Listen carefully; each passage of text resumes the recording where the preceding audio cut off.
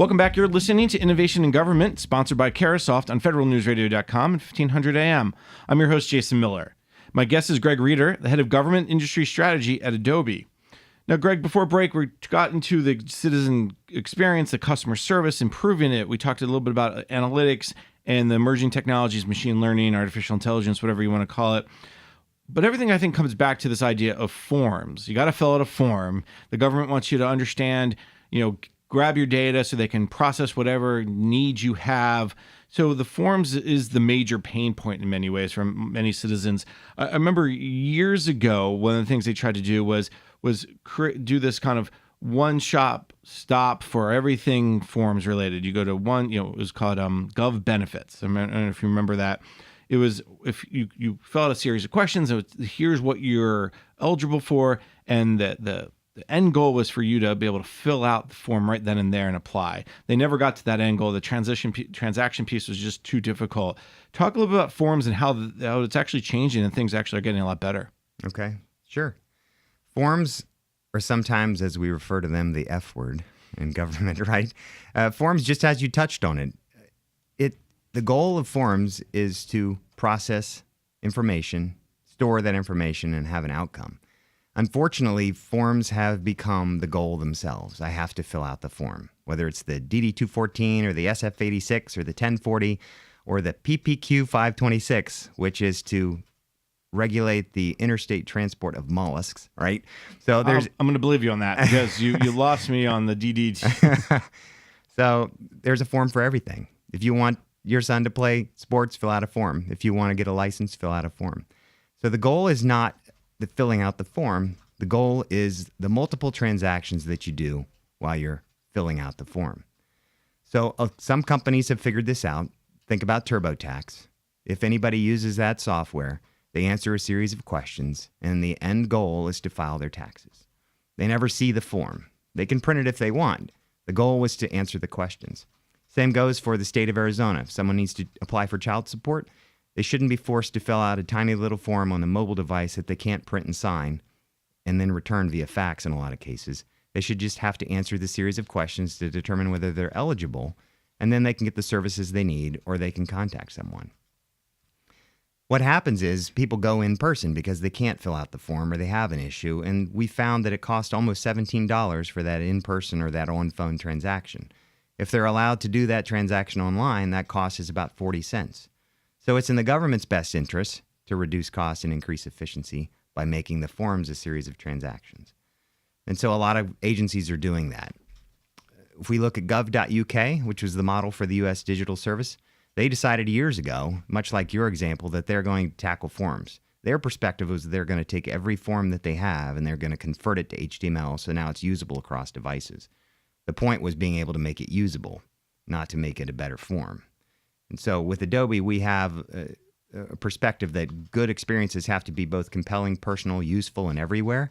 That's hard to fit into a form to make it compelling, personal, useful, and everywhere. But other companies realize the benefit of this too. The Royal Bank of Scotland, for example, banking is very heavy with forms. It took about 14 days to fill out the forms to get a normal application done. They decided that they needed a better way. They digitized those forms and digitized the process. They went from weeks to a day.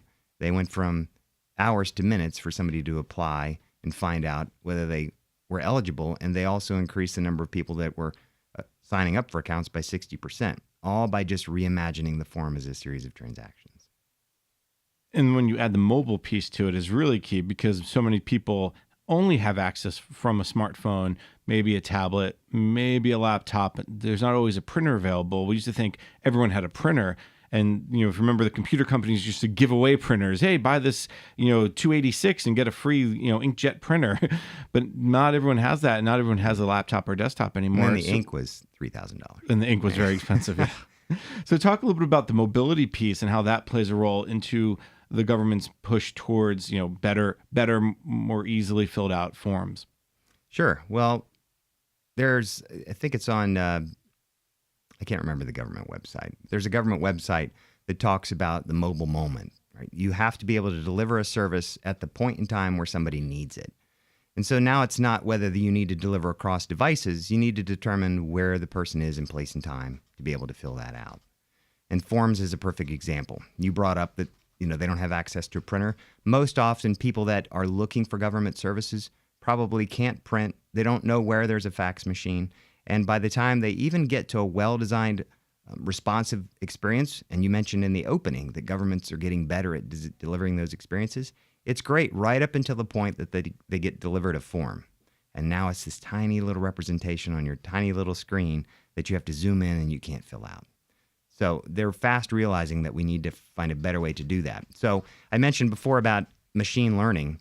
Adobe can also take some of that experiential and computational learning that we've done with our data sets. And since we are the experts in forms and developed PDF, we now have millions of forms in a machine learning environment that helps us understand how to convert paper and flat forms on the fly. So it can understand the logic, the structure, the font, the paragraphs, the drop-down list, even the back-end logic that the form connects to, and it can do it at scale. And you have other agencies like the U.S. Digital Service that are doing it one form at a time by hand coding it. It becomes a great experience, but it's not fast enough to keep up. And I think that's the piece here, because the expectations, just tag back to the beginning of our conversations, you mentioned Moore's Law, you mentioned the changing expectation happens every year. And when you go to different, go to Amazon and say, okay, I want to buy this, new cooking pot. And then all of a sudden say, well, people who bought that pot also bought these things. And you go, oh, I do like that. And you expect that. So if you fill out, hey, for veterans benefits, and they say, well, people who filled out this form also were eligible for this, that is your expectation. And again, if you're doing one form at a time. So are you finding that agencies are understanding that shift and are trying to look at their forms in a different way, or look at their transactions in a different way? I think we're at the leading edge of people realizing that. We recently did a state-by-state study that we asked 3 questions. How do people get jobs in your state? How do people apply for your business in your state? And how do people pay taxes online? You would think that all those things, in some form or fashion, generate revenue for the state. So they would want to pay attention to how to do that better. What we found is that a large number of states still don't have any, or have a poor experience for people just to pay their taxes online. So I think we're at the front edge of that, but changing forms in a better fashion so that they become transactions instead of just that piece of paper you have to fill out is the way forward. We talk a lot about the filling of forms and using AI, but underlying all of this is privacy and security, and specifically the security of the content itself, right? How do you understand and ensure that when I fill out that form, when I do that transaction, it is secure? Talk a little bit about the security piece, because I know in many ways, PDFs, people would go back to your examples as the developer of PDFs from Adobe. We, as journalists, we used to figure out ways that people, didn't quite lock down their PDFs. And that was always great, because you could see earlier versions of a draft and go, oh, that's what they changed.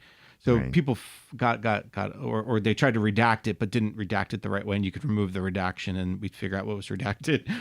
Talk a little about content security as that underlies all of this. Sure. I mean, I think the big word of the day is leaks, right? There's a lot of information that gets out there. I've never had a leak. I'm sorry. This is journalism we do. So, but that brings up the point of how we look at content. A lot of CIOs, and especially within government, view content security like a fort. We're going to build thicker walls, higher fences, better sentries. The problem with that model is that once somebody gets outside the fort, and once that data escapes into the wild, there's really nothing you can do about it.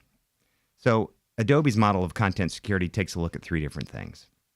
We look at not only the encryption of the document so that we can make sure that it's locked down and the information is scrambled so only those that are authorized can open it, but also attribute-based access control, meaning that if I wanted to share a document with you and you were an ally, or you were somebody else within my government agency that didn't have that level of access, then I could turn on and turn off paragraphs that you could see. Now we make the content more efficient. And we also make it so that I can update that. So I'm sure you've experienced, we all have, where you go to download a document and it tells you this document is out of date. Or you wait and you get an email from somebody that says, please download the new version and fill that whole thing out. So you should get prompted if you try and open something that's outdated. That's another form of content security, that it knows when content is out of date, where it exists, where it is in space and time. And the other one is continuous data monitoring. So in that example, once something escapes into the wild, it would be nice to know where it went, who shared it, who tried to open it, who tried to print it, who has it, where it went next, so that you have some understanding of where the information went. So we can use the same type of artificial intelligence to understand spikes in behavior. If you print about 15 documents a day, and now you're printing 300, or if you save about 15, and now you've saved 6,000, we probably ought to tell somebody there may be an insider threat. So content security is really a three-sided triangle that we always have to keep track of. A good example of that was the Army Corps of Engineers.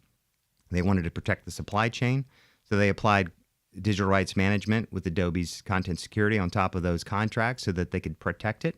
It also protects the suppliers so that they don't find their plans mysteriously showing up in Chinese aircraft designs because they weren't able to share that information. It was encrypted, protected, and trackable. And another good example that's not directly a federal government, but it's the California Bureau of Prisons. People were very much interested in prison records from Charles Manson, celebrities that had been arrested. They were finding it very salacious details that they could then get the document and share it. So they found a way to lock that down with digital rights management. So now the prisoner records are protected, which is ironic because prisoners now have a lot more data protection than a lot of federal employees when it comes to their documents. But it all comes back to content security. The back-end attribute exchange, I've been hearing about this for feels like 10 years, and it seems like agencies and organizations are finally getting there. Are you seeing that as the next, if you will, set of technologies, the next frontier for security, or is it more digital rights management? When you look forward, what do you see as really the area that people are saying that's the holy grail in some ways? Well, the federal government has come out with continuous data monitoring policy now, so it's going to be required for high-value assets. They're realizing that they need to have that level of control across agencies, across departments, and across different aspects of government. Much like many things in government, it's slow to catch on. It didn't necessarily come with a budget tail. It will in the future, so I think that will help it gain adoption. But overall, people are starting to adopt it and realize it. Now they can do it on more than just the PDF itself. They can wrap content within there that protects images, protects videos, just like you do today. If you want to watch MLB or you want to watch HBO or Netflix, all that is powered by digital rights management, most of the time by Adobe's processes in the background to make sure people that are authorized get to see it. Those that don't can't. Greg, this has been just a fascinating conversation. Unfortunately, we're just about out of time. Before I let you go, what's the takeaways when we talk about citizen services, customer service? What should the federal audience, what should contractors understand and look at from today, and where are we going in the future? What's our takeaways today? I think the takeaways are it's about the citizen and about the customer. It's no longer about the government or the business. It's delivering the best experience possible to them, where they are, when they are, who they are, and understanding their behavior so that they can get the best experience possible. All right. Excellent conversation today. I really like to appreciate your time. I'd like to thank my guest, Greg Reeder, the head of government industry strategy for Adobe. Greg, thank you so much. Thank you. I'm Jason Miller, and you've been listening to Innovation in Government, sponsored by Carahsoft on federalnewsradio.com and 1500 AM. For more on this discussion, visit federalnewsradio.com and search innovation.